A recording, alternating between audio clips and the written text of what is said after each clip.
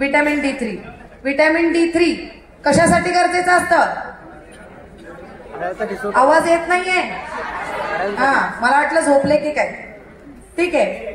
Vitamin D3 हाडांसाठी खूप गरजेचं असतं. ऍक्च्युअली लहान मुलांमध्ये सुद्धा विटॅमिन D3च्या डेफिशियन्सीमुळे रिकेट सारखे आजार होतात. ते आपण म्हणतो ना, मुलांचे असे पाय सरळ नाही आहेत, लहान मुलांचे पाय असे वाकलेले असतात ना काही मुलांचे, तशा कंडिशन मध्ये सुद्धा लहान मुलांना सुद्धा विटॅमिन D3 रेकमेंड करू शकता. जिथे लहान मुलांना चालता उशिरा चालायला लागतात. काही मुलं इव्हन 3 वर्ष झाले तरी चालत नाही, कारण त्याच्या बोन्स तेवढे वीक असतात, स्ट्रॉंग नसतात, त्याच्यामुळे ते चालायला उशिरा करतात. कारण आईने विटॅमिन D3 खाल्लेले नसते ना, ओके नाही. आपण होतं ना, मुलं सुदृढ कधी जन्माला येतात? आई हेल्दी असेल तर मुलं सुदृढ जन्माला येतात. म्हणून मी सांगत असते सगळ्यांनी प्रेग्नेन्सी राहिली की शतावरी सुरू करा. कोणी ऐकतच नाही. मग कधी सांगणार मला माहितीये का?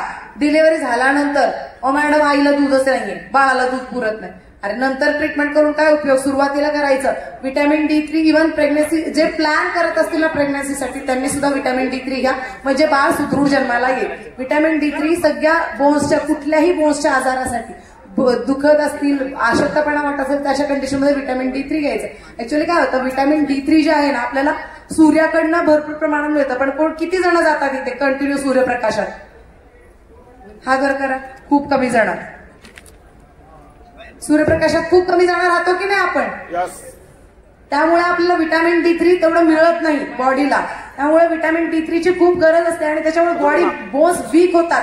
बोन्स वीक होऊन दुखतात, सांधे दुखतात, कधी कधी फक्त हाडं दुखतात. लोक सांगतात फक्त पायाची नळी दुखतीये. का दुखतात? Vitamin D3 डेफिशियन्सीमुळे. त्यामुळे विटॅमिन D3 दिवसातून एकदा, ऍक्च्युअली इथे 2 वेळा पण सांगितलेलं आहे, पण खूप रेअर केसेसमध्ये आपल्याला 2 वेळा लागतं. विटॅमिन D3 दिवसातून एकदा फक्त इनाफ आहे. सकाळी नाश्त्यानंतर किंवा दुपारच्या जेवणानंतर. रात्री शक्यतो विटॅमिन D3 देऊ नका.